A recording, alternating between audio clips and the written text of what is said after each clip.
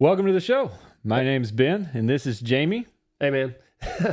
What's up, everybody? This is Let Jamie Talk. I almost cut Ben off. I was just like too eager to even get started here. So anyway, thanks for joining us here. We got lots of fun stuff lined up to talk about, of which I don't know what it is. And that's part of the excitement because I don't even know what we're doing. Yeah. And I mean, just starting off, new camera view. I got to pull my hand back a little bit. It is. We're going to get used to this, this thing going on with the cameras. And you might notice something awesome in the background. Look at that. Yeah. Ooh, that's fun. Man, I love that. Now, Ben, I got to give Ben credit. He actually designed this and made it and had it all. He put it up here. So that's pretty awesome, man. Great job. Yeah, thank you. I couldn't have imagined doing any better myself. You said there's too much white slat wall. Which, my wife loves white slat wall, so I can't help that. Well, there's plenty. Look somewhere else in the room. You should have seen her when she came in here and said, "Is that a sticker?" Right. She was. I hope it doesn't leave a big sticky spot. We're not going to take it down anyway, so that doesn't matter. That doesn't matter. All right. I think it'll come off great. My wife is going to love this too. Yeah. Okay. Everybody knows. Yeah, my wife's name is Jamie also. Spelled the same way. And it's spelled the same. And believe it or not, this is spelled correctly, at least in my house. I can't stop touching it. I'm going to try to stop touching it now. I'm just drawn to it, I guess. Right. I'm probably the most conceited person. People think I'm in love with myself here. It's funny because we released that trailer last week, and there were several people that had problems finding it. Really? Because they were spelling your name a different way. Oh, man. So it didn't necessarily come up, but I tried to help out with the alternate text on that with some of the SEO stuff, so we can see if we can help that, Okay, I don't know what SEO is, but I'm glad you figured that out. I didn't know that was a problem. I do know it's a problem when people try to email me that, they spell my name the other way, which is Jamie. I see, I can't even spell it. Mm-hmm. All right, I won't get an email if you spell it wrong, so that's great. Actually, the person, I gotta say this, the person that has the same email as me, but they spell their name the other way. Yeah. They have emailed me before to complain about all the emails they get that were supposed to go to them. They're supposed to go to me, but they go to them. Right. All right, you get it. I do. Well, that doesn't happen to me a lot. But I can see that. So what's going to go on today, or give us a little update on the week of what happened last week? Well, we had an amazing week last week, and by that I mean we released our trailer of the Let Jamie Talk podcast. And I'm going to stop right there just real quick because I was thinking to myself as we're doing a podcast that I don't know what is a podcast. I mean, I know what we're doing, but what does that even mean? A pod? What is the pod part? I get the cast, like broadcast, podcast. Well, you just said you didn't get the podcast. A fishing pole. I don't know what the pod part is. Right. We'll have to look into that. Yeah. I bet there's somebody out there that knows, and that would actually be the easiest way for us to find out. Mm-hmm. It could be like from an iPod, like where people used to listen on the iPods. That's the thing that people don't know. They don't use them anymore. The iPod Shuffle. I never had one. I never had an iPod. Mm-hmm. I went straight from CDs to whatever it is now. Okay, so all right. So we released our trailer. It was about a 10-minute long version of me and Ben talking about what we're going to talk about, and apparently a lot of people watched it. I think there's a decent amount of people showed up to watch it, and so I'm happy about that and thankful for everybody joining. Also, we got like over 10,000 new subscribers. Yeah. That was awesome. Releasing that. So thank you to everybody for doing that. And it actually generated a lot of questions or comments. Mm-hmm. And as I was so excited at home, like at 9 or 10 o'clock that night, I was like on my phone answering comments. You were? I saw.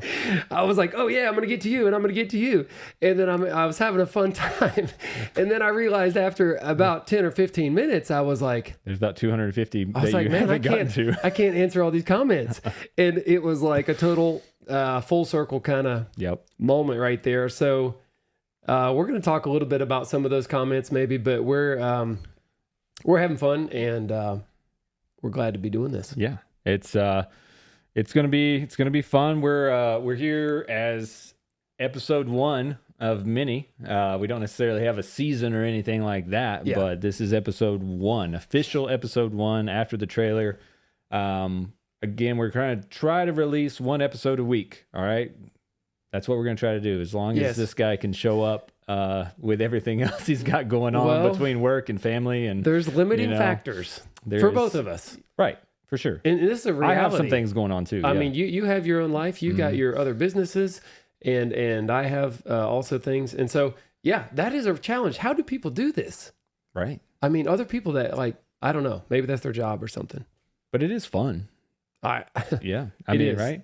It is a good time. I mean, if we can do something that is, I don't know if this is work. I don't think this is work, but it kind of might smell a little bit like work, but it's very different from my normal work. I'll say that. Yeah. I think once we get all the kinks worked out and start flowing here, that it'll feel less like work. So there's a lot of little, I feel like every time we come in the studio and turn something on, something's like weird. There's like a gremlin in the system. So that drives me a little nuts. But so let's get into it today. In the meat and potatoes, so to speak, or if you're a vegetarian, the cauliflower. Well, let's just take a second because I gotta take a sip out of my. Well, this is you're supposed to change the camera real quick. There you go. All right, I'm gonna hold it right here until you say. Oh, there we go. I'll do that one. Yeah. Everything tastes better out of this mug. I don't know what it is with this mug, but it just tastes so good. It's that logo, I believe. It probably is. Yeah. The cool. Yeah. So if you don't know where to watch or listen, one, you're listening or watching one because you're hearing us. So you're either on YouTube or you're listening to us while you're driving down the road, wherever you get your podcasts. We're on Spotify, Apple, Amazon, iHeartRadio, and a few other odd ones that I can't remember offhand. I can't believe it, actually. And if there's a platform you like to listen to and you don't find us, just maybe let us know and we'll try to figure that out as well. info@perkinsbuilderbrothers.com is a good way to contact us or leave questions. But we also enjoy reading all the comments and seeing those questions there. And we're going to try to tie some of that in today from that trailer. So the exciting thing is we're going to start talking today about one of Jaime's favorite hobbies. Which there are many of those hobbies, but one of his favorite, I believe, is music. Well, I will say music has a very special place in my heart. That sounds weird when I say it that way. But yeah, I grew up in a family where music was very important, and specifically my stepdad, Bob is his name. Robert's his real name. But he is a luthier. You know what that is? I do not. You probably do. You don't know what that is? I don't. It's a luthier. Mm-hmm. Okay, it's somebody that makes instruments. Okay. So from a young age, I was in a shop environment, which also led to me learning woodworking in a very serious way. At a younger age than probably most people are exposed to shop equipment and such. So Bob's making instruments like guitars, mandolins, dulcimers, and some other ones you may have never heard of, like a Saturn or an Irish bouzouki or an octave mandolin. Is it bouzouki? Yeah. It's kind of like the thing over you, but not E. E. Right. Got it. Yeah. So, he was always building instruments, playing them around the house. And about the time I was a teenager, I began to have some interest in playing. So, maybe this is where a lot of things started for me. I'm not real sure. Do you know that I haven't really thought about this? That's why you don't get a lot of prep before we start these episodes. That makes it really fun. So, and maybe, wow, I'm just having some really deep insight into my life right now. Yeah. All right. So I'm a teenager and I want to learn how to play guitar. So what do you normally do? Get a guitar, right? You go buy a guitar. Well, Bob, being the very creative, very crafty, and very talented woodworker and luthier that he is, says, why don't you just build one? I'll help you build one. Of course, I didn't know how to build a guitar, but he did, and he was willing to walk me through the steps. And it's a very long process to build a custom one-off guitar. So that's how it started. We built a guitar, me and Bob, for me. Right. I was going to say for myself, but I don't know if that's right to say that way. That's what got you into music. Yeah, once I loved listening to music before that. And I could tell you about that too. I used to go to sleep listening to music on a tape deck. Have you heard of a tape deck? You know what that is? I do know. Okay. I'm sorry. I know Ben knows this, but maybe some people watching. I'm sure. Come on, tapes. I didn't have 8 tracks. No, we didn't have that either. I missed out on that. And records. I never listened to records. So I would go to sleep listening to a tape, and it would play like half of the record or half of the I said record, half of the deck, right? And it would stop. So I listened to like Aerosmith and like Michael Jackson and Mariah Carey and maybe some others. Those are the ones that stand out that I remember. So I just really did love music from the beginning. I don't know. There's a lot more. There's a lot more. Well, that's what we're here for. I mean, beyond, I would say like beyond, so it started with Bob, building instruments, getting you into that. But when would you say that you started, playing an instrument or starting, because you know way more than just the guitar. So what was that waterfall effect? Well, I was playing guitar by myself and learning guitar. I was playing with some buddies in high school. So this is kind of funny because I had friends that were in the band, like right in school, like marching band. Yeah. And they were able to like read music and like sight read and follow along with the rest of I got asked one day if I wanted to play in the jazz band in high school because I had been down in the band room before school hanging out with all the band kids, and I was just picking around, playing around. And then the what do you call the person, the teacher for the band? The director, band director? Band director? Yeah, I think so. Okay. Well, I got asked if I want to play in the jazz band. He handed me the music that they're going to play, and I looked at it, dude, and I was like, wow, this is complete gibberish to me. Like, there's no way I can play this. Okay. Right? And so I didn't play. But anyway, so I can just like sight read like chords. Okay. And chord charts, we call it. And so, well, at any rate, I started playing in some bands, some friends and things like that. And we started playing a few different places. And I got into sound equipment because of this, because we didn't have any speakers. And somebody needed to buy some speakers, and I was kind of interested in speakers. So I bought a few speakers and a little mixing board. And this has really, I'll fast forward a whole lot because it's really got out of control. Now I have... Wait. No, I'm going to slow you down. Don't get into the speakers. We're going to get to that. Oh, okay. We're going to stick around. we have to stick around the band scene. Okay. Like that's... Oh, no. Yeah. Oh. I think we have to stick there for just a minute. Okay, sure.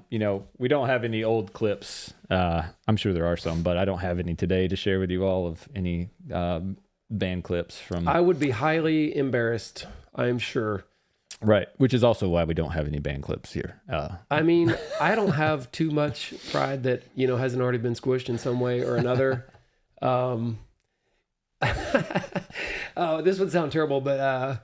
we always, I think, as people, not just as men or anybody, we want to impress people, in some way. But I've realized the older I get, and I'm 41 now, so I call that super old. I would be careful about that. Maybe not. No, that was a joke. It's not super old. I guess I'm less inclined to just feel like I have to impress somebody. I think it allows me to be more myself. Right. Nowadays, and I've tried... to be something for somebody that I thought that they would like, and that didn't work out. So I see. Meh. So if I was embarrassed by a video that was put out by me, playing guitar or something, singing, sounding terrible, I mean, it's whatever. I mean, I saw a couple of comments about somebody wanted to hear you sing, I'm actually terrified to sing in front of a camera. For some reason, I wouldn't be too scared to sing in front of people, but I don't know. Maybe later. Well, what did you start playing in these bands? Like what did you... Well, I was playing acoustic guitar, rhythm guitar, and I couldn't sing at all. So they didn't ever give me a microphone to sing.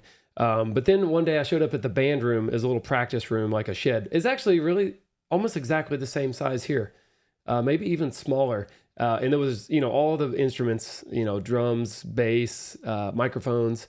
And so I started to try to sing a little bit. And of course I was terrible at it.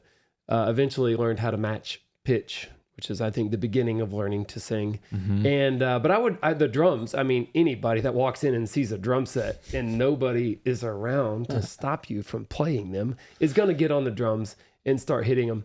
And I was really terrible at that too, but I was interested enough that I was like, man, I want a drum set. Right. And not too long after that, I got married. This was 2006. I got married, and, in the house that we lived in, it was actually her house. So right. I lived at home till I was 22. Jamie is her. Yeah, my wife, Jamie. This is, oh man, this is my life every day. All right, so she had a upstairs bedroom that we didn't use in the house. It was actually, I think, her bedroom growing up. This bedroom was right, and we didn't use it for anything. And so I got a drum set and I put it up there. And I would go up there, and it was hot up there too. There was an AC up there in the window, but we didn't use it. I would just go up there; it'd be super hot. I would just listen to music, and I would just start thrashing on the drums. And that's kind of how I started learning how to play drums. Was just all by myself. It's like hot yoga for drummers. Yeah, but it was such a fun time. Yeah. I mean, even though I was terrible at it. So I would encourage anybody, if you have an interest in an instrument, whether it's a guitar, mandolin, drums, you don't have to be good to try. I mean, that's the whole point. Everybody that got good at something, no matter what it is, at one point in time, they didn't know how to do the thing, right? Right. That they're good at. Yeah. And that's one thing that I really love, because I know that somebody that is not good at something still has potential to become good at something. It's yeah. I mean, to relate to that, I am not a musician. I never got into it, but I'll tie in sort of where Jaime and I's lives sort of came together. It was sort of around music. Yeah. But talking about learning things, and to get good at it. We have a coffee shop. My wife is a baker at a bakery, and we have a espresso machine, all that stuff. We recently had 2 of our employees quit pretty suddenly. Okay. The baristas. Oh, right. Yeah. Well, and I've always been lucky enough to not necessarily have to know how to make the espresso drinks, because I've always had staff.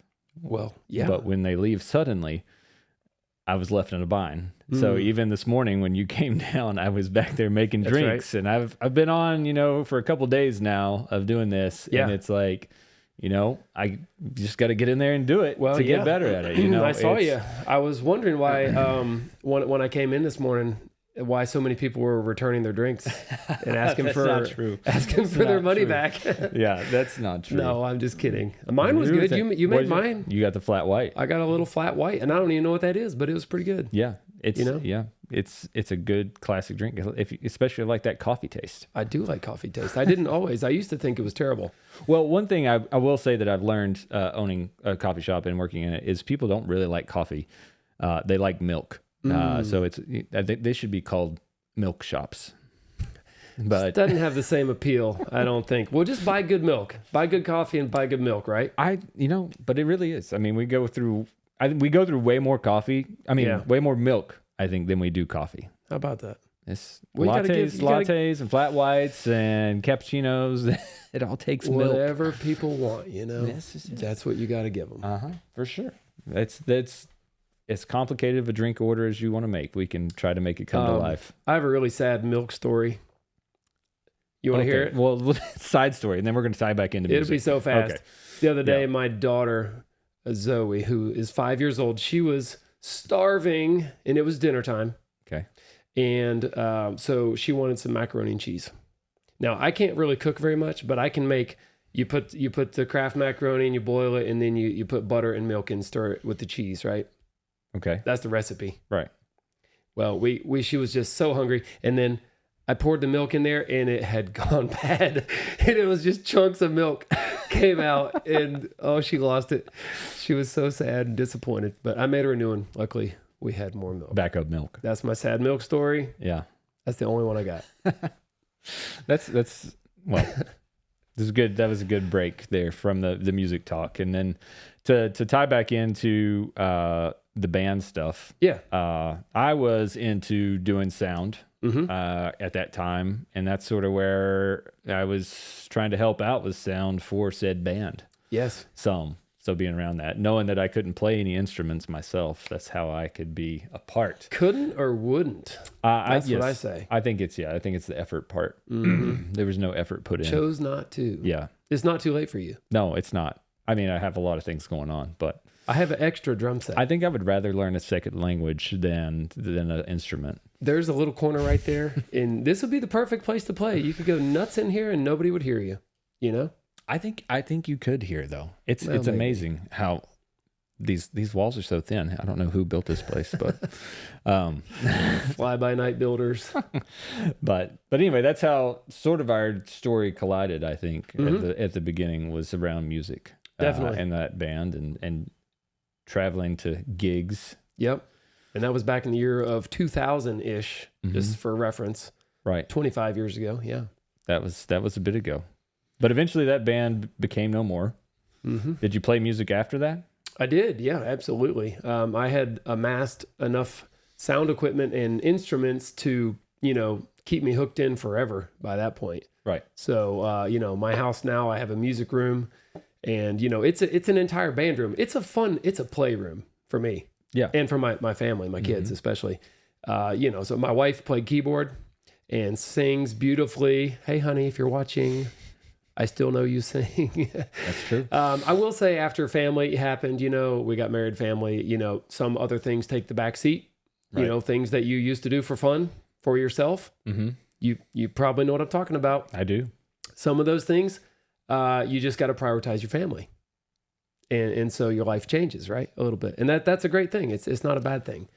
But anyway, my music room is one of my favorite places to be. And so stress relief. Let's talk about stress relief. Okay. You probably don't ever get stressed out. You wouldn't understand.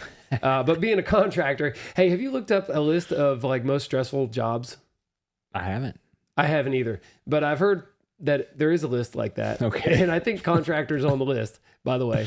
Okay. So playing drums is a great stress relief. It's like it's almost like breaking stuff. People might like to break something with a sledgehammer if they're mad. Okay. As stress relief. For sure. Maybe not. Maybe people don't do that. But playing drums is definitely a great way to get out a little bit, even if it's just aggression. I mean, bam, hit the drums. It's loud. It's physical. But are you doing it on rhythm or are you just hitting them?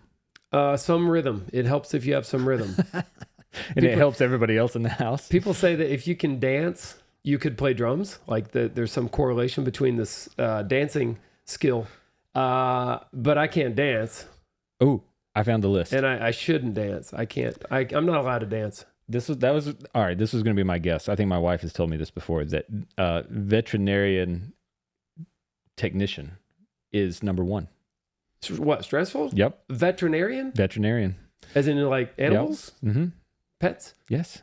I mean, unless they work on people too, but I'm pretty sure veterinarians, they probably do after hours. If you're in a bind. Yeah. I pulled up this list here. So number one, and this is U.S. News. I just hit the first link. Okay, no preference here. Just Google first link. All right. What you got? Number two, construction worker. How about that? There it is. That's all encompassing the that term there, construction worker. There's a lot of us. Yeah, and a lot of us out there. Yeah, and I can't. Oh, there's dental hygienist. I think is number three, but now I've been blocked. I all can't up in scroll. your grill. I can't scroll any further. Oh, there we go. Dental hygienist. Oh, carpenter is 4. So what's the difference now between construction worker and carpenter? I don't know. I think if there's 2 titles in the same realm, construction and carpenter within the top 10, it's going to tell you something. I got it. All right. Well, I think that's a good overview. So good point. Stress. So music for stress. With that room in your house, do you see any of your kids?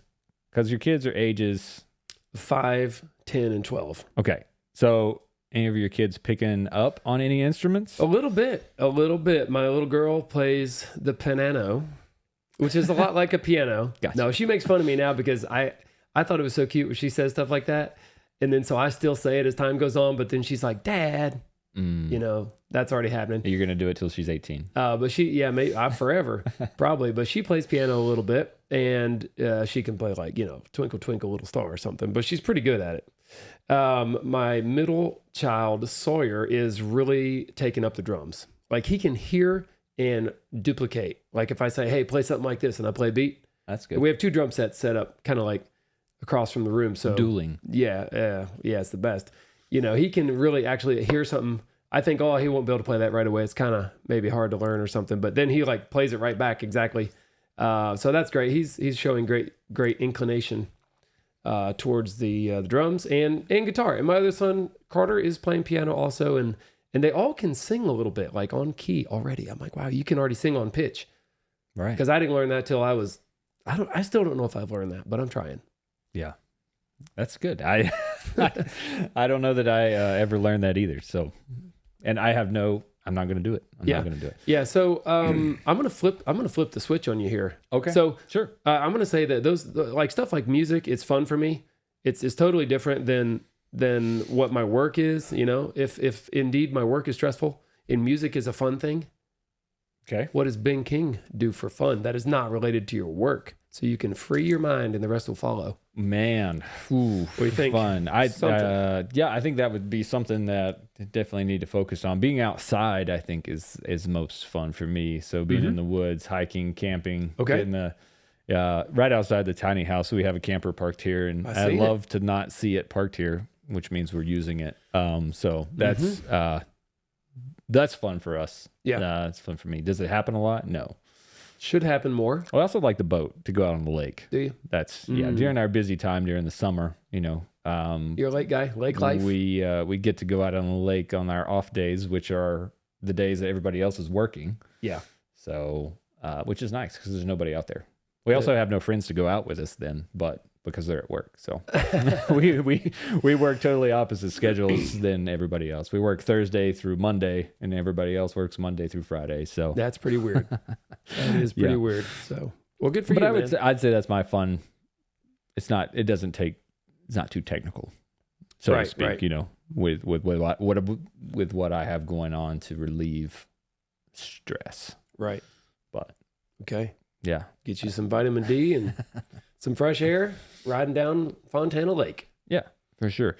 And then, with wrapping up on music, because I don't want to get into speakers, because I want to save speakers for another time, because it's a deeper dive than just right now, because it's that music. I want to give enough background on music that could sort of spur some other questions or comments from everybody. Okay. About that. And it's like, okay, where would you say you're at today on music? Well, can I answer a question you didn't ask? Sure. All right. Well, I'll try to get to that here in a second. But so I left out one really important thing while you were talking. My mind was just drifting away, you know, and I was, I'm just kidding. It wasn't. I was focused. When in around 1997, 98, something like that, satellite TV came about here, at least. I'm sure it was around a lot longer than that. And MTV came to my TV, coming to a TV near you. And, I was already going toward music and, I wanted to play and had some interest and all that with the shop and the instruments. But when I saw MTV, I immediately became a music video junkie. Okay. I don't know if this happened to you or anybody else watching. I bet it did. So for some reason, I was just totally infatuated with the music and the music video, and I thought they were great. I watched MTV until it turned into Road something. You remember that? Road something where they went in a camper. I don't. And it was like a reality TV show. Okay. The good MTV music videos turned into a reality TV show, and then it disappeared.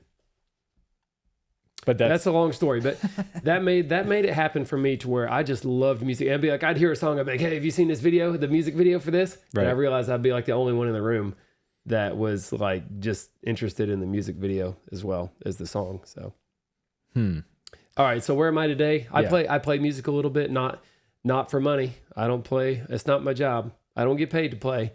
But I do sound for events, and we'll talk about that some other day. But I just play for fun mostly, and to try to show my kids that music is amazing and awesome. Yeah. And that if they want to play or sing, that they are totally capable of learning to do something awesome. Right. And I can help teach them. I know just enough. Well, and thanks for answering that. But one other thing we didn't talk about, and this is a deeper dive into another topic, but I still want to tie it in here. Okay. I don't want to get too much into your injury in your hand. Oh yeah, sure. As far as, because that's going to be another topic all in itself. It'll be intertwined. Yeah, but I want to see, let's talk about how that changed your like when it came to music? Like what did that change mentally, physically, like, all those things? Okay. All right. So the hand, this happened in 2020 and right now it's currently 2025. And, so yeah, I had the accident in the shop. I will say that where we're at physically right now in the tiny house is only about, 100 or 200 yards from the hospital that I went to immediately after the accident. And I remember sitting in the little room, in the emergency room, in the bed thing where they, take your, when you first come in. Vitals. Yeah, all that. So, of course I was like totally in shock and in disbelief, honestly, that this had happened to me, that I had cut my fingers off. I couldn't even believe it. Obviously, it was like my mind was flooded with, all the thoughts about the implications for the future. For me, that was just overwhelming, seriously overwhelming time. But the number one thing that made me the saddest, the saddest thing was that I knew the second that I looked down and saw my hand in that machine, I saw some stuff I didn't want to see. I knew it was bad, and I knew that it's every guitar player's worst nightmare. Right. Seriously. I mean, if you play in a band or if you play at home for fun or whatever it is, and you're like, oh, I cut my finger, I can't play today or whatever. I mean, cutting your fingers off is pretty much the ultimate, bad news for a musician. So I was extremely sad. I cried. I don't cry as much now about this. Right. Yeah. But I mean, I guess time is healing me in some ways in that regard. I don't cry as much as I used to, but it's serious. And I was just imagining that it was over for me for playing guitar. But a couple weeks after the accident, I was wearing like this cover on my hand, kind of like a protective plastic thing that they molded to my hand. And I was like, you know what? I have to switch to left-handed guitar. I think that's going to be the answer, right? Versus quitting music. I just, that wasn't an option to me, I guess. And so I have a great friend, Carl Powell. I hope you're watching. Probably not. I'll call you and tell you about it. Carl Powell is a great guy who is a mentor to me. And he's left-handed and a musician, drummer, and a guitar player. He gifted me some instruments, guitars and bass guitars, left-handed. So I was immediately supplied with something I could play. And I went upstairs in my music room with my cast thing on, and I held a pick between my finger and my thumb here, and I started to play. And that was, 5 years ago. And it's been very good. I've made some progress. My mind still thinks I should sound better than I do actually sound, and that's okay. I'm okay to give myself a little bit of time to get up to speed. But I just couldn't let it go, and I'm really happy that I can still hold a pick. Yeah. I mean, I think that's, amazing to see, you go through that injury and then still come back at not just only attacking your hobbies and keeping up with those, but even your profession. Sure. And I think, it's inspiring to me. I think it's inspiring to others. But to see that, because if it, the thing if it happened to me, would I respond the same way? I don't know. That's the I thing. hope you never find out. Well, I know, but without an example before me, maybe I wouldn't have. But now, I feel like I've seen Jaime go through this. I've seen Jaime overcome this, and I think that's encouraging to me if, I ever found myself in that situation, which hopefully I don't.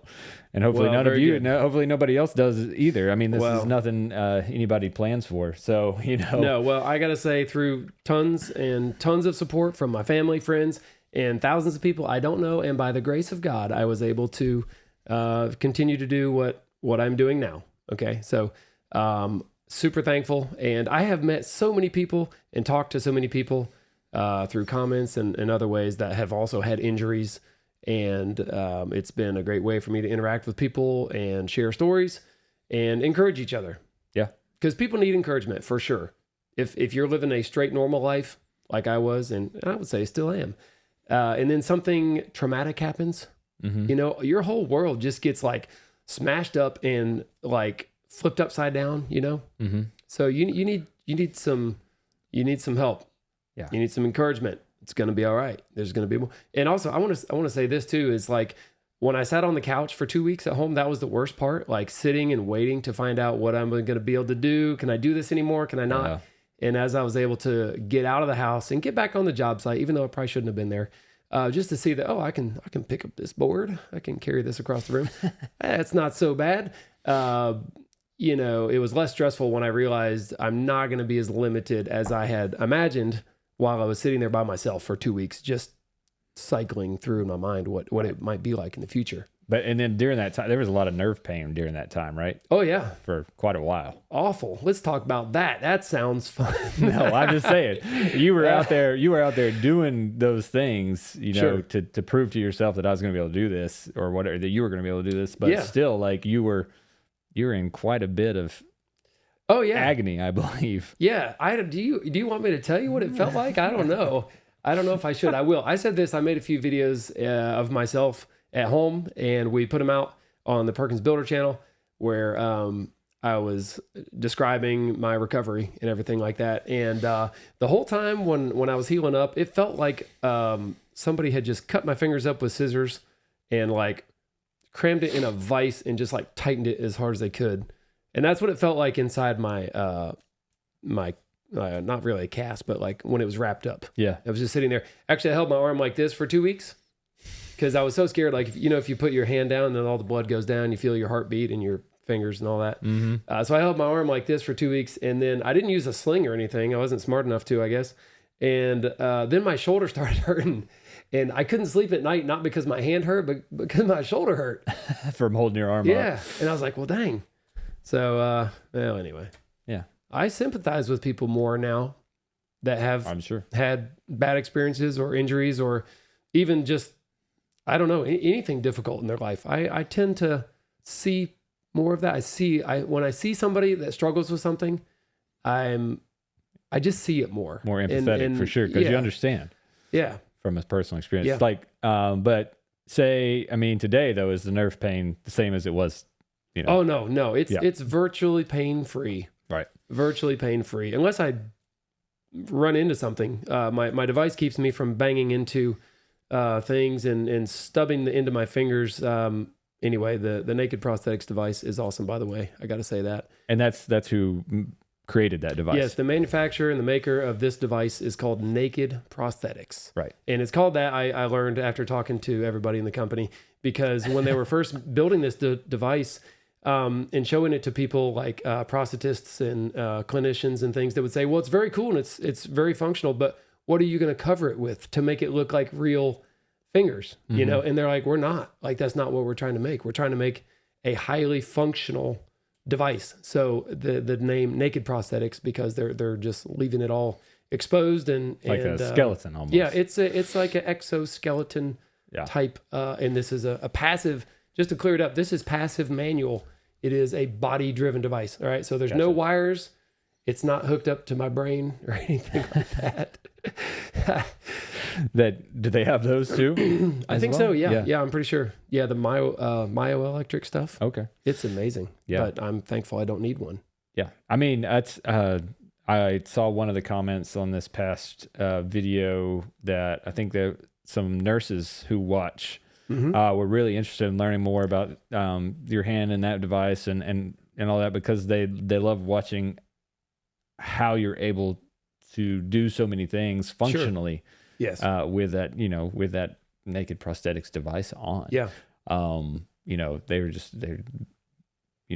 bewildered sort of by the fact, I think, that it's so functional. So, and I think you've proved that in your daily life, job wise, and not even that, just your hobbies and able to go through with that. So, and we'll come back and we'll talk about that, the hand and device and all that stuff in another episode. Sure. But, and there's so much more, of course. So let's roll on. Yeah. Let's roll on. I think what we're going to do now though is a transition out of music. Okay. That's our non-construction topic for the day. Transition is a good musical term though, by the way. Ooh. So good on you. Yeah. Well, we're going to go, we're not going into the chorus yet. We're going into the, I don't know. Anyway, I messed you up. I'm sorry. more of our construction-based topic of today. All right. Not so much life, even though construction is a very big part of your life. Every day. It's not a hobby. If you call that a lot. I don't call it, it's not a hobby. It's not a side gig for you. To do that, I want to start out with, I'm not necessarily going to tie it to a video today or anything like that, but just give us for those that are or aren't familiar with the Perkins Builder Brothers. Okay. Who they are, what they do. Let's talk about where it started, not where we're at now. Right. Let's talk about where all this started. Well, a long time ago, my mommy and my daddy fell in love. No, I'm just kidding. I tell that story like to my kids and stuff. Oh man, it's too good. I'm sorry that I actually enjoy dad jokes. I can't even hide it or pretend like I don't like it. Well, Eric and I, my brother Eric, we've been building houses together for a long time. And somehow, I don't know how they got our phone number, but we got approached by some kind of casting crew that was going to No. You're stepping too forward. It's too far forward. I want you to go back. Oh, way back? How far? You mean about when we started building, or what do you mean? I want you to start at the beginning. I want history here. The real beginning? Yeah, the real beginning. Let's start at high school before. That's that time frame. Okay. I mean, you were building with Rand. That's right. Before high school a little bit. We'll start I guess. that. So start there. All right. So my dad is an architect, and he's retired now. And he was building. He started building little cabins. Okay. For the Nantahala Outdoor Center. That's a mouthful. Nantahala Outdoor Center, the NOC. All right. So he's building these little cabins, like they were vacation cabins for people to come to the mountains, and they would go rafting or biking or kayaking and things. And so my dad could draw houses and build houses. And then he went out on his own, buying land and developing properties, selling properties and building houses. Okay. All right. Here in the Bryson City and Nantahala area. And when I was old enough to go to a job site, I think I was at the job sites, a little bit when I was little, because I remember like trying to nail blocks of wood together, scrap pieces. And it was always frustrating because the scraps were really small. And if you drive big nails into small scraps, excuse me, gotta clear my throat. All this talking has got me jammed up. They split. If you drive big nails into little scraps and the pieces split, I was always frustrated with that. So as long as I can remember ago, at least, I was trying to nail two boards together, right? Or sand some wood in the wood shop, in the instrument shop. So as I got old enough to actually work, like high school age, I was working summer times, doing framing mostly. I don't remember doing any finish work during that time when I was in high school, but at least my dad needed help framing houses, and he had two sons that were high school age, so we were the perfect candidates, to do that. Now, I'm not going to say I enjoyed all of it back then. My dad, he's a very hard worker. Dad, I appreciate you sharing your hard work and determination and teaching me how to do that. I don't think everybody gets that, by the way. About how hard of a worker your dad is? Yes, well, and about how hard of work construction is in general. And I'm sure all kinds of other jobs. I don't want to single out construction, but it's the only thing I've ever really done for work, basically. So, so anyway, it was hot. It was summertime. Mm-hmm. We're out there sweating. We're sawing boards. We're carrying, lifting heavy things, building houses. Working full days. And if it would start raining, which it did a lot, we'd have thunderstorms, no storms. I don't know what that is. But we'd have like pop-up thunderstorms, like almost every day, right? At like 2:00 in the afternoon. Yeah. Right. That's, mountain weather. Yeah. It's typical here, in the summertime. Instead of going home, we would just sit in the truck, all three of us in a single cab truck. It's like on a bench seat. We'd sit there. We're all sweating. And it's raining outside, and you would think we should go home, but then it would blow over in 10, 20 minutes. And now everything's just covered in, it's muddy, like every day. And we go out and finish the work day, and it was muggy, hot. So I'm not trying to paint such a terrible picture. Right. I mean, it sounds amazing. But I'm just speaking off of my memory of what I remember, and that's what it was like. when high school was about over and I was thinking about college, my brother had already gone to college. One second on that. Like talking about your dad, I remember this story that was, I don't know if you told it or Eric told it. Okay. I forget what it was, at the job site or something like that. But right. we're dealing with a nail gun. Oh, yeah. Did somebody get injured with a nail gun on the job site when you guys were kids? We've had a few near misses and a few hits. Right. Nail guns. We didn't use nail guns originally when I was working. When I was younger, we like hand nailed everything, and nail guns came around. I would say late 90s, 2000. We started using nail guns. Right. I was still in high school. Graduated in 2002 from Swain High. Yeah. Go Maroon Devils. So anyway, my dad was like thinking, oh, nail guns are never going to catch on. But then he bought one and he realized, hey, this is awesome. And anyway, if anybody knows what toenailing is, it's not the thing on your toe. That's a thing too. But toenailing with a nail gun is when you shoot a nail at an angle into a piece of wood, pretty much. And sometimes the nails bounce off. So they don't like go in. And my brother's been hit many times, at least by my dad, when he's like with the nail gun. He's got his back turned to my dad, and my dad's over there trying to toenail a board together, and a piece of hard yellow pine is not taking the nail, and they're just bouncing off and ricocheting across the job site and hitting my brother in the back, not lethally or injury wise, but that's happened several times. And then my brother nailed his own foot to his shoe one day. Yeah, I think that's the one. That's the one I remember. Yeah, so he just was crawling through a window opening, holding a gun, a pneumatic nailer, and as he jumped down into the house, he had his finger on the trigger, and just the weight of the gun, and it hit the side of his foot. It shot through his shoe, through his foot, and into the sole of his shoe, and it was stuck. And I was like, ooh. Excuse me again. It's one of those things you can't believe happened right when it happened. Right. And you're like, wow, this can't be real. So, of course, like any good brother would do and dad, we sat him down and got out the best pair of pliers we had. And he yanked that nail. It was a 16-penny nail. Yanked that out of his foot. Okay. And I started feeling sick, dude. I was getting queasy. And my brother, he passed out. Oh, gosh. Like, I don't know if it was the pain or the shock or whatever. He passed out. He woke up 2 seconds later.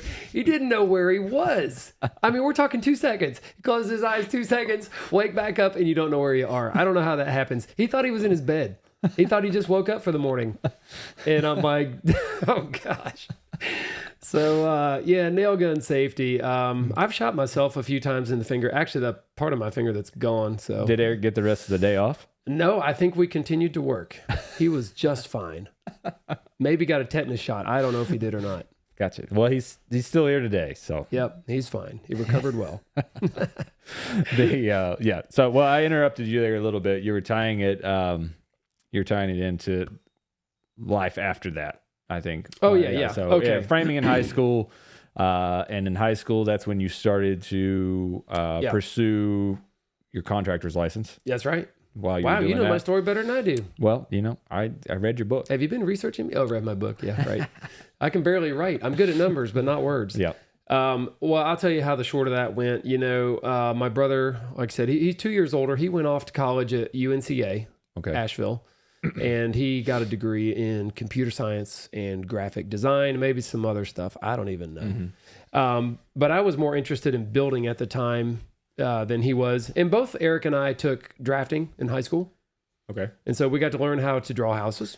Oh. And we obviously saw houses being built. And so we kind of made the connection pretty easily, I would say, between drawing a house and seeing one built. It made sense. With Varnell Cochran. Yes, Varnell Cochran. Yeah. What a guy, man. He actually gave me my drafting table that I have. I still have it. And I used it to draw my own house that I built, that I live in now still. I've been there like 18 years now in the house that I built. How old were you when you built that? I was 22 or 3. That's Let's crazy. see, does the math add up? I don't know. I mean, I was thinking about that because I helped you. I showed up. I helped you with that project, aka I showed up and you told me to do things. You helped me put shingles on the roof and helped me paint. Yeah. And right. Yeah. So, but with that, I was just like thinking the other day, I was like, I don't think I realized how young Jaime was when he built that house. Well, because I wasn't, I know our age difference. Sure. And, I was don't. like, so. You were younger than me. Yeah. Are you still younger than me? Yeah, I think so. How old are you? Well, maybe not physically younger than you. So I'm 35. Okay, I was going to say, you didn't answer my question yet. Yeah, I know. Okay. Yeah. All right. So I'll tell you what happened after. But I just say that's pretty impressive. Oh, well, I appreciate that. Thank you. I mean, just to look back and go, gosh, you were 22. Yeah. Building a home for yourself and other people at the same time. Well, and you had people working for you. Do you want to know the truth? Yeah, you want to know the truth? Well, don't lie to me. Well, I just got married in 2006 at that time, right? Mm-hmm. And I was like, I got to impress this girl that I married and prove to her that I can draw and build her a house, right? Yeah. See how I look different when I'm like, I don't know why I did. I never do that. Very impressive. I never do that. But I think that's part of what it was. I was just like straight determined to like draw and build a house for us. I don't know why. We had a great place to live that was rent free for me anyway. Well, for her too, but it was her house that she had grown up in. So yeah, I don't know what I was thinking. We lived in a great place and it was free. And I was like, honey, I'm dreaming of a way that we can spend all the money me and you have, plus a ton more that we don't have that we can borrow. And I mean, who does that? If I had just saved my money and stayed in the same place, I'd be way better off now. But at any rate, I think that was part of it. I was eager, in building houses for other people at that time. So you gotta think by that time I was 22, I had been building full time for 4 years. Right. For other people. Yeah, because you graduated high school with your contractor's license. Yeah, I did. I was thinking about going to college, actually. And college, I think, is a great thing if you want to go. But if you don't want to go, it might not be a great thing. And I looked at all the list of degrees you could get, right. At Western Carolina University. And that's about 30 minutes here from where we live. And that's where I wanted to go. I wanted to stay close to home. And I know that's maybe 50-50. People want to like skip town as soon as they graduate high school. Mm-hmm. I think a lot of people do that. To me, that wasn't a thought that ever crossed my mind. I want to stay close, but I didn't see any programs in the school that really just grabbed my attention. Gotcha. And my dad was like, well, you could probably make pretty good money building houses. He had already established a pretty good reputation, or a really good reputation actually, for getting stuff done fast and on time and for not too much money. So, and that was Perkins Enterprises. Perkins Enterprises Incorporated. Mm-hmm. Yep. And that is still the business that we are operating today. So I just kind of, I had a real advantage that my dad was a builder and an architect and that I could learn everything else I need to know. So I did have to get a contractor's license. Right. So I studied for that. I took a class for that and I got my license actually the very same month that I graduated high school. Yeah. And so I was definitely going that way. I mean, I had no other plan. I didn't have a backup plan, that's for sure. Mm-hmm. Plan B was, nope, hadn't thought of that. Yeah. But I loved it. I loved it right out the gate. Working hard, working for myself and working with my dad was something I really loved. And I thought it was great. Yeah. I mean, that's, I think so impressive. One, that it right out of high school that, during high school, you had it in your mind that this is what I'm going to do, move forward. I know at the local high school here and many across the country have a CTE program, which is, I don't know what CTE is. It's Certified Technical Education, something like that. Maybe. That's a rough guess. Very proper sounding. So, but I don't think that's totally it. Somebody knows. And, the internet's right there, but we could look. Anyway, it's focused on trades. So getting kids in pathways that focus on trades that even if you do go to college after high school, you could have completed this pathway and be right on the verge. You could be on the verge of being a tradesman and still go to college. So sort of like you. And I think that's a very important part of what's going on here at our local high school and schools across the region is just like, if you can, because it doesn't have to be a plan B, but it can be a plan B. It can be a plan A. It's not a bad thing. It's like, while you're there, might as well, come out with something super useful, like, being able to go be a contractor. Sure, absolutely. There is obviously a great need for people to work in the trades. I believe there always will be a need a greater need. I think there will always be a greater need than there are people to do it. I get so many phone calls every day. Somebody needs some work done, Right. whether it's big or small. And I'm busy building a house and I can't do any of those jobs. And man, when your AC goes out or when your hot water goes out or your roof is leaking or something else bad's happening to your house and you want someone to help you fix it, you want to pay someone to fix it. If your well pump goes out, that's happened to me a couple times. Wow, you are desperate to get your stuff fixed. Right. I got to say something too about schooling. I didn't go to college at all. Well, I did. I went to Southwestern Community College. Yes. Yeah. And I'm proud to say that. I had a good time. I just took one class, and it was a class that was only focused on getting your North Carolina contractor's license. Okay. It was a preparation for that exam, is what that class was. Gotcha. So, you learn the code book, which is very important, and you learn how to navigate the code book. And that was a 3-month class, 4 hours a week, like a night class. So I was taking night classes to do that. And that did prepare me to take the test. And I passed the test, right? Now, in the real world of being a contractor, though, and being a self-employed business owner, the amount that I knew about that is the big goose egg. Okay? That is zero. I didn't know anything about running a business. I didn't know anything about finances. I didn't know anything about billing I do stuff very simple. I will say, if you knew how simple my business model is, you would say, wow. We're going to talk about that. You would say, wow. Eventually. And you know what I'd like to know more than even tell people how I do it is I don't know how people do it like other people. Right. And I have some good friends that are contractors. I should ask them, hey, how do you do this? We'll get to that. What I was going to say is, look, if you don't know what you want to do, but you think you might do trades of some kind, it could be anything. I would recommend try to get a small education in business. Like, how does business work? I think that's pretty important. If I could go back, there was not a lot I would change, but I would have at least taken one more night class on Business 101. Right. I could tell you some nightmares. We'll save that.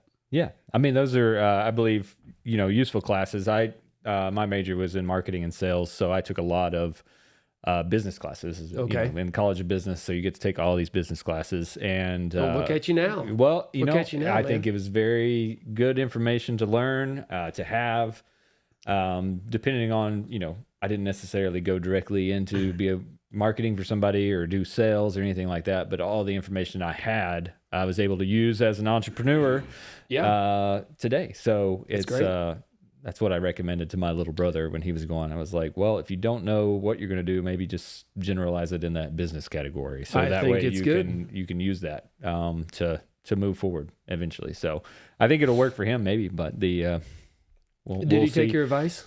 He is out he's out west doing ski and snowboard instruction stuff. So sounds like business to me. I don't know that it's a full on business for him just yet, but it's one of those go live your life sort of things that he's gonna figure it out. So all right, we believe in you, Joey, wherever you are out there skiing. The team. Let's talk about the Perkins Builder Brothers team. Yeah.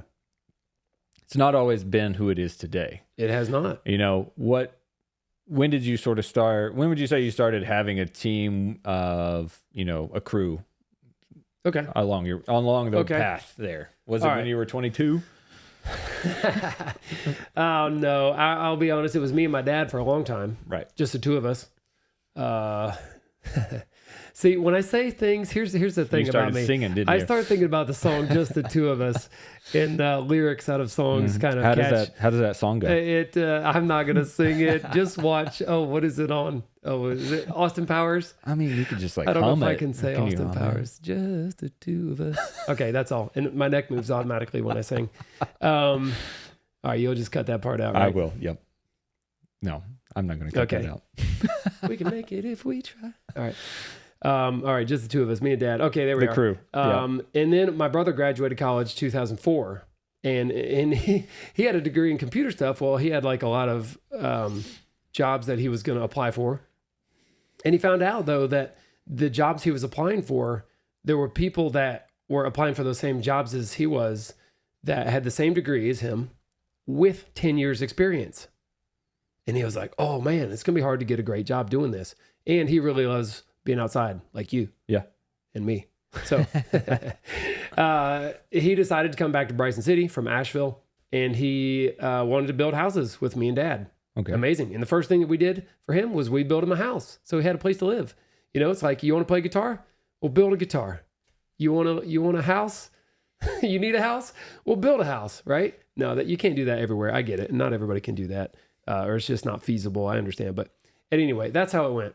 Yeah. And he started, so he joined the team. Then there was 3 of us. Okay. And then we went on for a while, and I don't know, it's some of this is a little bit of a blur, but eventually we got tired of just working, me and Eric and my dad. My dad started, thinking about retiring or phasing out a little bit. He had been doing it a really long time, and it was time for us to take over and whatever. So we got like 1 employee, right? So it'd be 3 of us, and that's not a lot to build a house, but you can do it. Small houses. We're not talking about like mansions or big fancy crazy stuff. We're talking about like normal houses.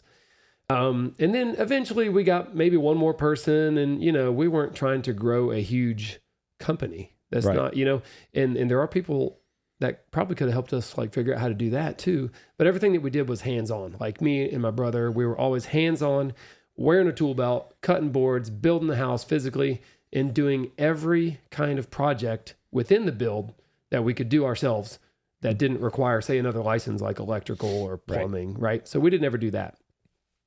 And then it wasn't until probably 10 years of doing that with 1 or 2 employees that we got a few little bigger houses, and we got 2 or 3 employees, or maybe up to 4. Okay. So there'd be 6 people on the site, and we could really knock out some progress at that point. And that was around maybe 6 or 8 years ago, something like that we got to that point. And that was the biggest that we had ever been as a crew. So still very small.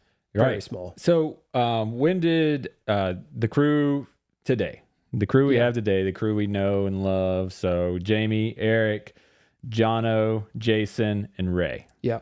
And formerly Arlo. Not that long ago. I know. But man, Arlo came up a lot in those comments, so I got to mention Arlo on here. So, and I think you know what? I'll get him here. He doesn't live far away. We know where he's at. He comes and gets coffee. So we'll get him in here. I think we could convince Arlo to come in one day. I think so. It would be such a long episode if we recorded Arlo, and because he has so many stories and he has so many experiences. That's why, not just because he talks forever. No, Arlo has built any and everything you can imagine, just about, with his hands, and he's an extremely smart and creative, capable guy. I mean, he can build sailboats. Yeah, he can build sail. Okay, if you can build a sailboat, listen, a house is a piece of cake. Just in case you don't know, did you know there's no like straight lines on sailboats? Well, maybe there are a few. Yeah. Maybe. I actually have enjoyed watching YouTube videos of this guy building sailboats. I forget the guy's name. Oh man, an older guy. Oh, it's amazing to watch sailboats getting made out of wood. He's really going to hate the fact that you mentioned his YouTube video and didn't say the name of it. It's a great plug for the guy. It's a great plug for his YouTube channel that nobody knows what it is. I know now. It's through Total Boat. There's a company called Total Boat. They make epoxy and all kinds of boat building supplies. Not affiliated or sponsored by them. Kind of wished I was, but anyway, they make some awesome products. And I just got on to watching this guy building sailboats, and it's just incredible. If you're a carpenter and you watch somebody, I'm gonna shut up about that now because I could keep saying the same things over. Eric, I do this on the job sometimes. I'll say something and then I'll say the same thing. I'll just word it just a little different, and I'll just keep looping it until Eric's like, "No, enough, okay, right? Yeah, I think we get it." But yeah. So anyway, Arlo, he's got a lot of good things. And who was out of the crew we have today? Who's the oldest member besides you and Eric? I think it's Jason. Okay. I think Jason is like 52. Followed by Jono. No, not old in age. I'm talking about oldest as part of the member. We know Jason's old. Who's been there the longest? Okay. Actually, I think it's Arlo and Jono came on about the same time. Okay. And I don't even remember exactly how many years it was now. I remember the house we were building, but I don't remember when it was. But it was more than 5 years. Was that house on YouTube? No, this was before YouTube. Yeah. Right. Okay. Did you know there was a time before YouTube? Yes. So we had Jono and Arlo, and then a couple of guys that were really young guys, and they really weren't they weren't tradespeople, but they were just apprentice level carpenters, I guess you call them, helpers, carpenters that were learning every day. They needed attention to be taught how to do what they were doing. Mm-hmm. I couldn't say, go build this wall. Here's how big it is and how tall it is, and there's a window here and it's this size. Build that. That was high above their level skill. And so at any rate, Arlo and Jono were there. Two other guys, or maybe even three. And Andy Reid was on there too. Right. Early on, Andy used to work for me. Great guy. He's a builder now himself. He graduated to being his own contractor instead of working for me, and he's doing awesome work. I would actually hire him to build a house for me. Yeah. So anyway, then time went on. We lost a few, gained a few, and then we brought on Jason. He came to the area because his wife is I think she's a pharmaceutical. She works in a pharmacy. Yes, she's a pharmacist. Okay. Yeah, something maybe more. There's probably a more technical name than that. I'm sure there is. Go general. I can tell you, I know nothing about that line of work, but she works in a pharmacy, and so Jason moved up here with her and their family, and he was renting a house which was on the street that I lived on, but I never met him out there. I never met him. I never saw him, but he was climbing around in the attic for some reason in the house that he was renting. This is such a crazy story, by the way. All right. So he steps on the drywall and falls through the ceiling, right, in a house that's not his house. And he's like, oh shoot, I need to get this fixed. So he gets on the internet and types in drywall repairman near me or something. And guess what pops up? Perkins Enterprises. We don't do drywall repairs. So he calls up my brother out of nowhere and says, hey, I fell through my ceiling. I just need some drywall fixed. And can y'all do that? And Eric was like, no, I mean, but I'll give you my drywall guy's number, right? So I think he hooked him up. But then casually at the end of their conversation, I think Jason said, hey, well, if y'all ever need some help, I could come and work on your job site. I need to get out of my something attic. to do. Yeah. And maybe he had actually done some concrete work and maybe some other construction. So anyway, we brought him on and he's been here ever since. And that was, I don't even know how long ago that was. Right. A long time ago. Yeah. And then Ray came next, I believe. And if I got the order wrong, sorry guys, I can't remember everything. But then Ray came on. You can tell that they don't get plaques and the Perkins Builder Brothers crew for longevity. There's no plaques out there for how long you've been a part of the crew, are there? No, I guess not. But I love the guys. They I can't make it happen without them. You know. I mean, I love doing as much work as I can physically with my tool belt on. I love cutting boards and climbing ladders. But truly nowadays, like currently, I do more non-physical work than I've ever done, meaning just like contract type work where I'm talking to homeowners, talking to subcontractors, just calling everybody that I can think of, figuring materials, walking around the job site and looking at things and thinking. Mm-hmm. And so really I do that list of things, and the guys basically build the house. Right. I mean, just about. That's just about the way it is. And of course, Eric's there too, and filming everything and building also. I don't know how we got to where we are here. You talking about in the conversation? So, yeah. Oh, You're gonna have to bring it back here somehow. Yeah. Well, no, we were just talking about the team, in the crew. Right. So we did that progression from where it began with just you and your dad to where it is today. Wow, you remember all team, that? That was like an hour ago. No. Okay, very good. Well, that I would say that pretty much tells the story. Right. And I think what we're going to do real quick before we answer a question or two from Friday's video, last week's video, we're going to look at a few of those questions real quick before we wrap up today's episode, but we're going to take a quick break and we're going to be right back. Sweet. I got to pee anyway. During this break, we're going to take a quick second to talk to you all about Patreon and what that is. It is a community platform where you can come together with us, support us as content creators to help keep this podcast going and be a bigger part of the community. We have 4 different levels out there of sponsorship. One is starting at $1. Next, you go 5, 10, 25, depending on how much you want to be committed to what we're doing here and be a part and get that extra content. Check it out. There's a link in the video description, and just find out if you want to just read about all the different things that you can have to be a part of, and be more engaged with the Perkins Builder Brothers and what they're doing. I encourage you to check it out. Thanks so much to our current supporters, and we look forward to growing this community together in the future. So, all right, let's get back to the show.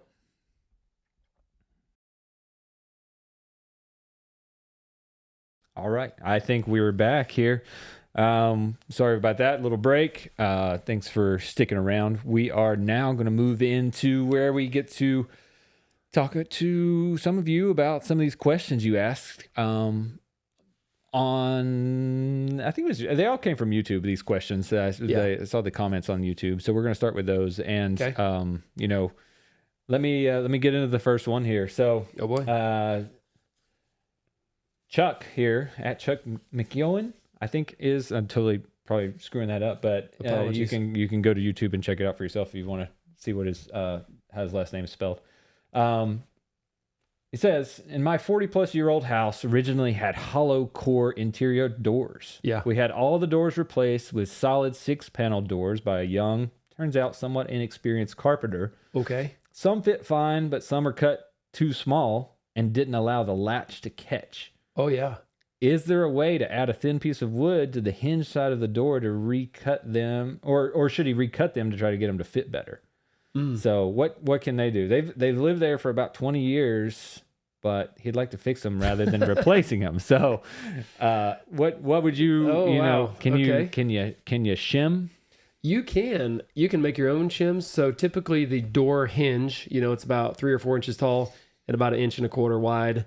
The part that overlaps the wood anyway. They're usually routed in flush, right? So that's smooth and everything. And that's usually the thickness of the hinge, which is a little less than 1/8 of an inch, okay? So if your problem is 1/8 of an inch problem or less, then yeah, you can just unscrew one hinge at a time, stick a shim in there. And actually they make shims just for this. Have you ever seen them?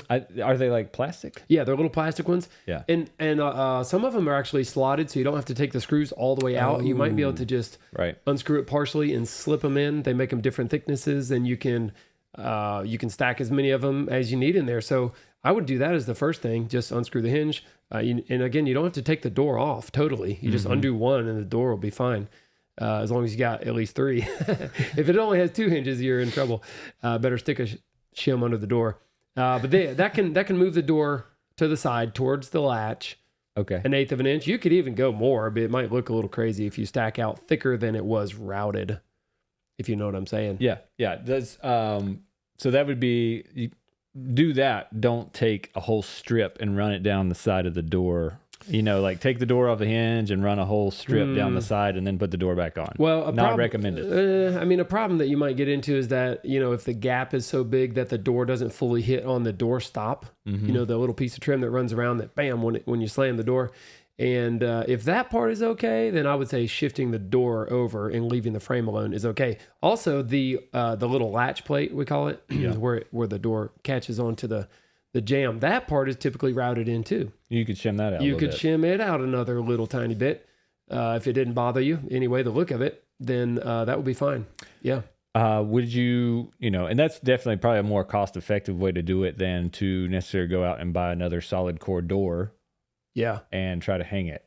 It would be the real fix though. Yeah. If you really just wanted to get nuts and fix it right, because you can't stand putting a shim in there or knowing that there's a shim. You'd have to pull the face trim off your door, the casing we would call it, and re-shim the frame, the door frame itself, in, maybe on one side or both sides, or you'd have to evaluate which side is bad, straighten that up. And sometimes, I will say this, man, pre-hung doors sometimes.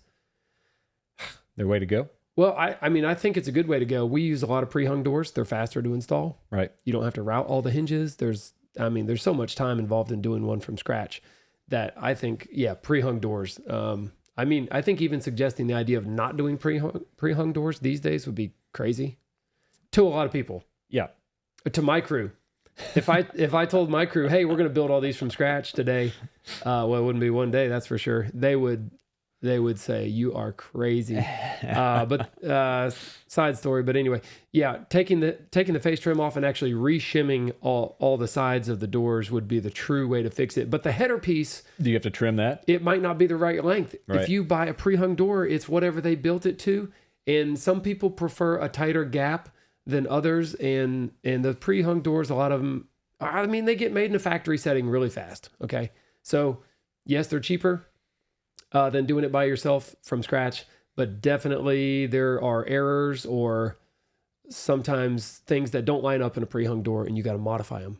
Mm-hmm. Yeah, so I would go with the shims. Yeah, try the shims behind the hinges. That would be good. Well, I hope that answers the question. If not, you know how to reach us. So we'll there, you know where we're at. You found us. All right. So the next one here. So these YouTube names are sometimes just, very hard to decipher. Okay. Well, but spit it out. I mean, what is it? Oh yeah. There it is. You have to, because it's all together, all the letters are together. So you have to figure out where to split it. So this is Kirkland Appleby 109. It says this, one of the things he wants to know, and I don't know that you're not going to be able to do this today. You're not doing show and tell, but, you've done some remodel projects on some farmhouses. I wish that you had covered the remodel of the old farmhouse where you could see the farmhouse. Yes. What did I say? Farmhouse. It's the same thing. Yeah. Anyway, we know what we're talking about. Anyway, sorry, I couldn't let you get away with that. Yeah. I've seen how you trim out I want to see how you would trim out the windows. Yeah. In those old farmhouses to look old again. Because that's sort of what you do. You don't make them look new. You try to match your exterior trim to what it is. But I'm not saying you can do that right now. We can save that for another time. Sure, I can't quite take you in the shop right this minute and show you how I did it. But I will say the basic answer is I looked at the old ones that were existing, and I mimicked them. Gotcha. I had to reproduce them. Now they were built different because the windows were made differently back then. Like it was all made of wood, millwork. Mm-hmm. The sills were slanted. That's the biggest challenge with making a new window frame look like an old window, is that they were slanted because water needed to run off the wooden sill. And nowadays with vinyl windows and all that, whatever. So we put a bigger sill piece on the bottom and it was angled. I can't remember how much angle, maybe 5 or 10 degrees, more than 5, enough that water might run off of it. And then we just made a face frame. So that's what I was doing, is duplicating the original ones as we were trying to keep all the charm from the original house intact. Because if we just pull all the old stuff off and then install new type window trims, and then, then you lost a little character. And it's a little less believable that it's an old house. Because you could take a super old house and put all the new modern, siding and trim, soffits and fascias, make it look just like a regular new house. And we made a real effort, and a difficult, time-consuming and even expensive effort to maintain the old appearance. But that's what we wanted. That was the whole wow about it, was that it was old. So that's why we ended up doing that to start. Okay. I think that answers pretty much that. There you go. Maybe we can get that on camera sometime. It's pretty cool. Actually, if you ever do another farmhouse, but maybe one day, maybe one day. We'll see. The second part of his question here is, this is also a couple of years ago, you were clearing some lots on a property that your father owned and didn't know if you would build spec homes or custom homes on that property. And he's wondering what became of that project. What happened to it? I think the video title was Our Biggest Project Ever. If somebody looks that up, I'm pretty sure we were out there bushwhacking with tractors and weed whackers and chainsaws.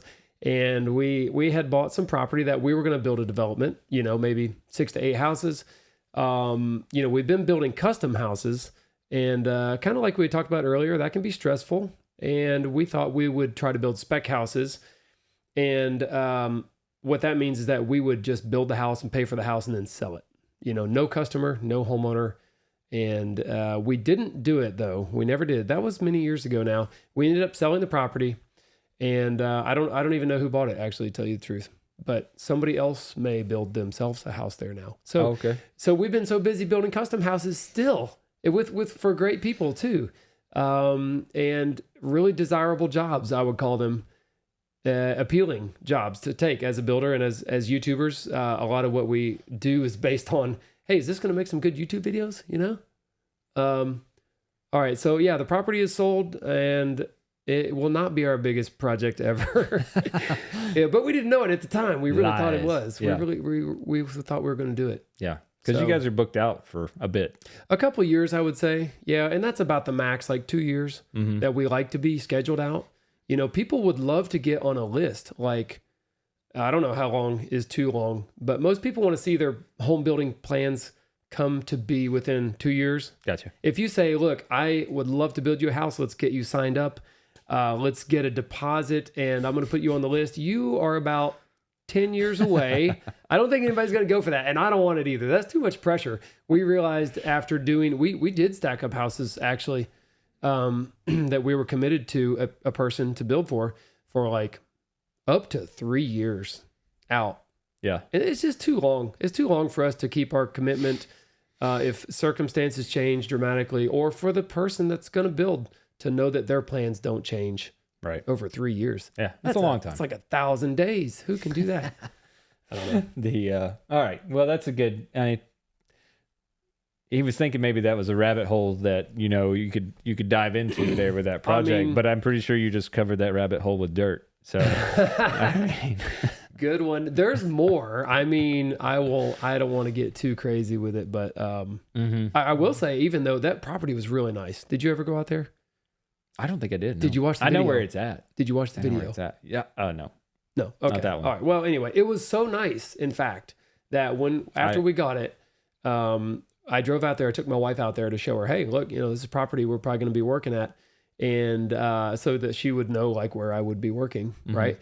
And it was so nice. She was like, well, wow, we should build ourselves a house here. Can we just buy it and just forget building spec houses? And seriously, dude, I actually thought about it. I did for a hot minute. I mean, the one biggest house site out there was amazing. It was like the size of like half of a football field. Oh, wow. Flat. And if you don't know, where we live in the mountains, there's not a lot of flat house sizes. Hot sauce.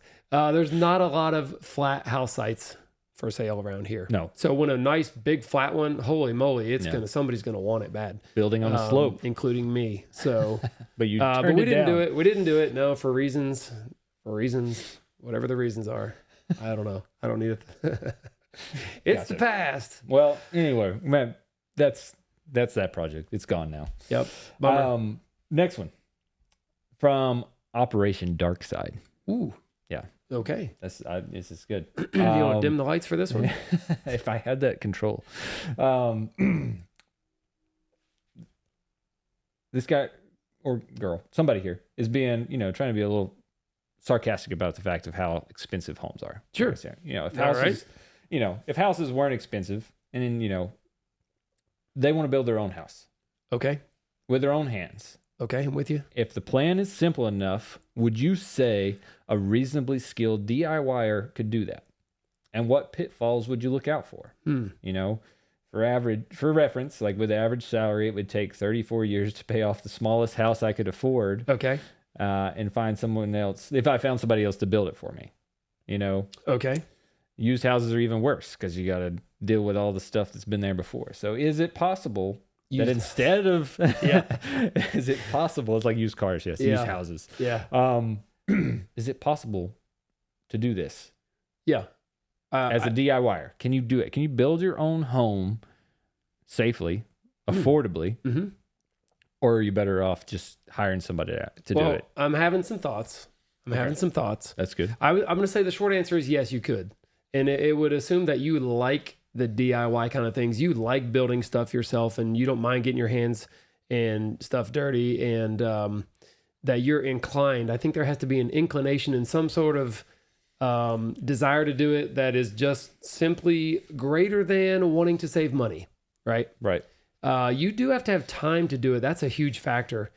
Just being a contractor, even if you sub most of the work out, it does take time to do that, to perform that work between 9 to 5 working hours if you're calling and talking to subcontractors. So if you have a 9 to 5 that doesn't allow you to communicate with other people, throughout the day. It'd be really difficult. It'd be a really long weekend project to pull off. But if you are super patient and you don't have any timeline and you are just going to be so proud of yourself for building it yourself over a very long period of time. And I've done that too over a very long period of time, like doing renovations. Yep. I've got a little saying about this. And it came about one time when I got myself really deeply into a side project. And it dawned on me that this is not going to get done quickly at all. And I had to break it to my wife that this is going to be, it's going to be ongoing. Sorry, honey. It's going to be ongoing for an undetermined amount of time. And the saying is this, I know I'm drawing it out, but that's what I do. I get a lot done. Right. A little bit at a time. Now, I had you at the first part, right? The lot done part, but continuing to make small progress, like all the time, small progress. Still progress. It's progress. You're getting it done. So if you don't mind being in a long-term commitment to yourself to build this thing, and you just love the process, or you just get some kicks out of building it with your own hands like I do, I think it's an okay idea. Do you have to know a lot about building code? You would. I highly recommend having a plan drawn by somebody that is like knows something about building code, or, buying a plan that's, maybe engineered or architect drawn for your state. Right. Or it could be, I don't know where this person's from, if they may not be in the US, but another thing, just a last little thing is that I would pick a plan and a house site that didn't require tons of equipment. And what would make that easy is a relatively flat site, a small and simple plan that is not very tall. We're talking like 1 story. Okay. Because if you start needing to get into the second and third floors, you need scaffolding, you need huge ladders, you need safety equipment, you need a lift, you need a lot of things once you start going a lot higher. So single level is my best recommendation. Yeah.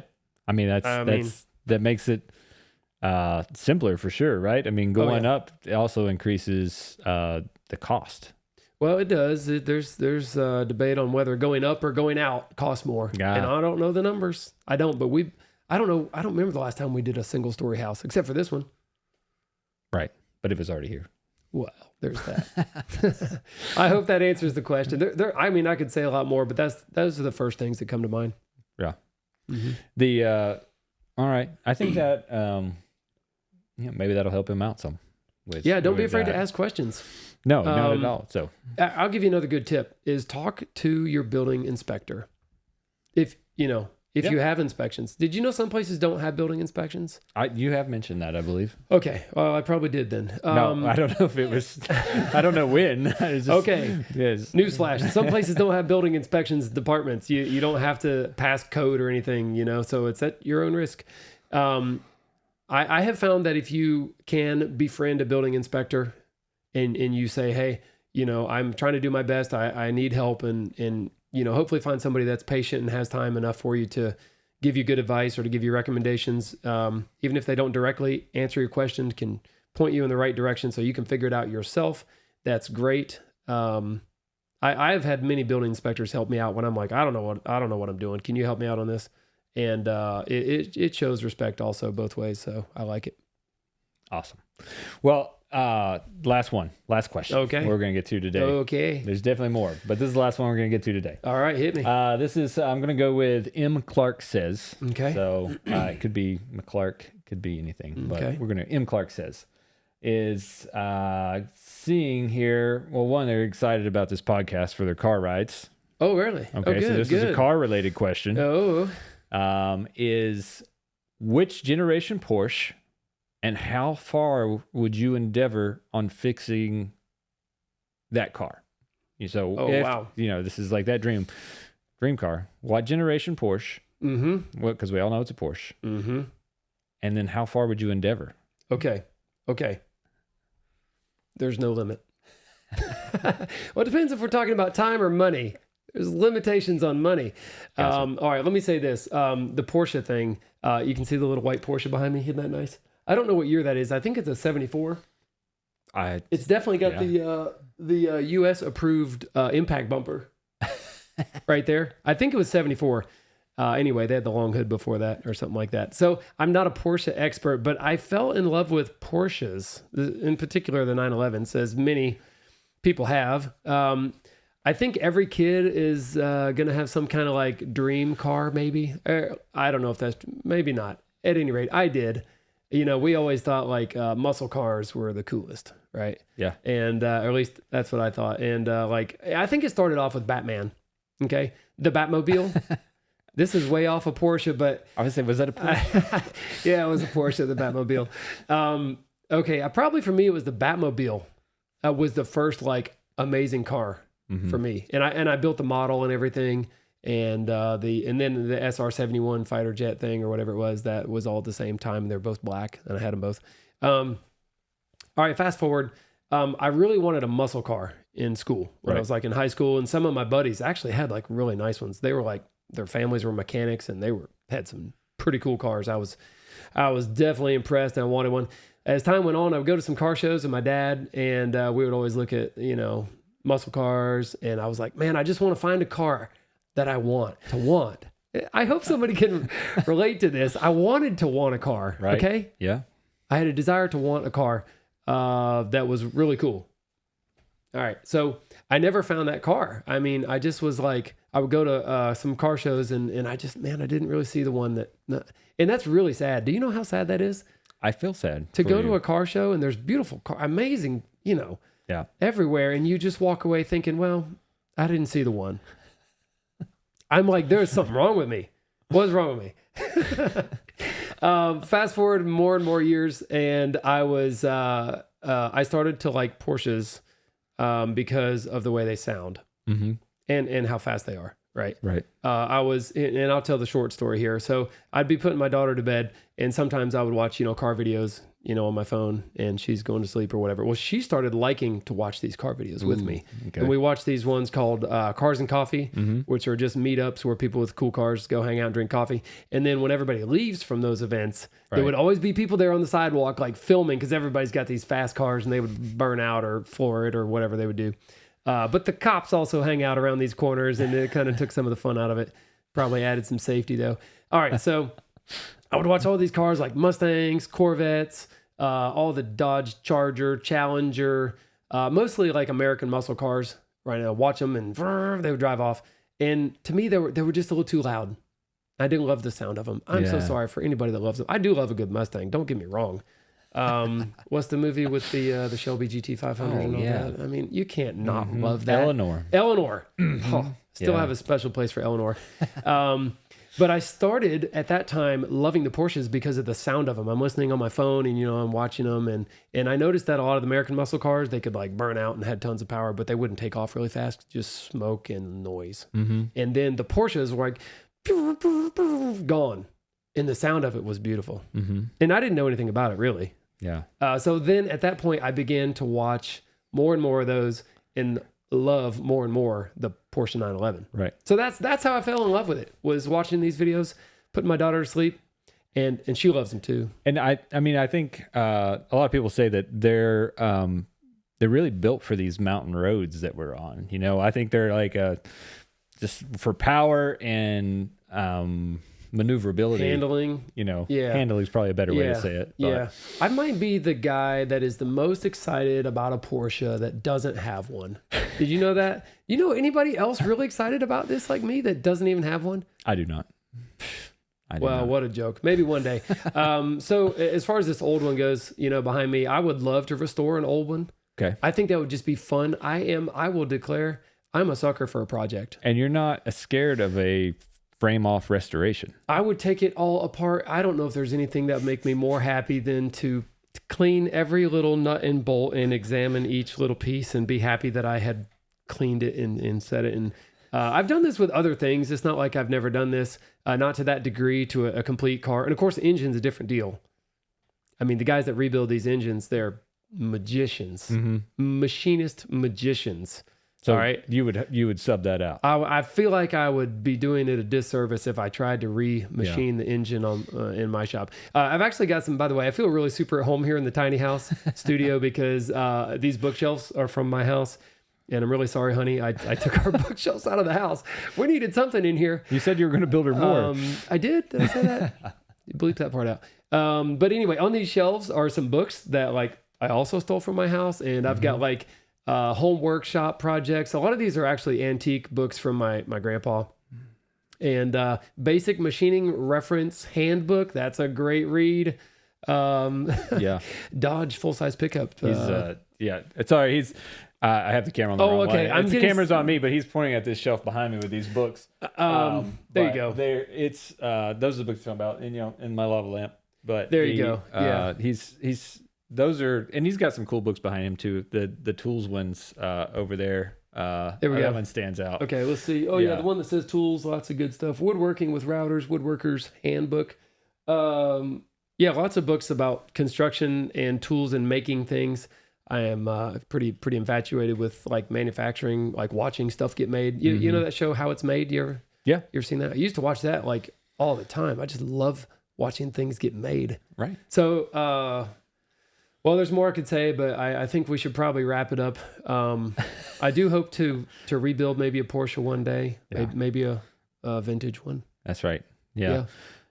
I think everybody wants to see that happen. So, and maybe one day we will. Maybe we'll all be a part of seeing that happen. That would be fun. It would be fun. It would be fun. So yeah, let's wrap it up for today. You've got a sound gig to go to, I believe, and I have a coffee shop to go back to. That's right. So as well as videos to put out and things like that. So we're gonna get on with our day here. I just want to say thank you all for being so interested in this platform and what we're doing here. Listen to Jaime meander on these interesting topics and inform us all so that we can be more informed. Well, it's not a bad thing to have all this information. I don't think this is great. So, I am so happy that we live in a time when we can literally just sit here and talk and ask questions amongst ourselves, and there's people watching that are so diversely like educated. Yeah. And I could literally probably ask almost any question to this Sony camera right here, and somebody out there would see it and know the answer. Yeah. And so that's incredible. So I want to thank everybody for watching and listening. Yeah. I got to say that. Yeah. Because some people are just listening in their cars, and but and that's great. We try not to do anything that's too visual. So when we're pointing at books and Jamie's talking about how he's holding his hand, I guess we didn't do that out very well, but that's, if you need the visual portion, it'll be on YouTube. And you can skip ahead to see what happened. We'll have to describe what we look like for anybody just listening. You're just looking at our face. That's all there is to it. But I really think this is today, in today's world, not everybody has time to go sit down at the coffee shop and have conversations about all this stuff because we have really busy lives, lots going on, families, work, hobbies. So I think this platform is a good way to sort of make a bigger community, a bigger coffee shop, so to speak, where we can all be part of these conversations and learn from each other and have a good time. So I want to say again, thank you to all those that are subscribing, downloading, being a part of what's going on here. Thank you to our Patreon members who are supporting this program through there. And if you want to learn more about any of this, just be informed through PerkinsBuilderBrothers.com. Reach out to us at our email, info@PerkinsBuilderBrothers, and we'll stay in contact. So tune in next week and we'll have another episode out, and we look forward to it. It's as long as what do they say about the creeks? As long as they don't rise or something. Yes. I don't know, I guess. So yeah. All right. Yeah. And again, thanks. Appreciate everybody for answering questions and asking them. And like we say here, if you don't know, just ask. We'll see you next time.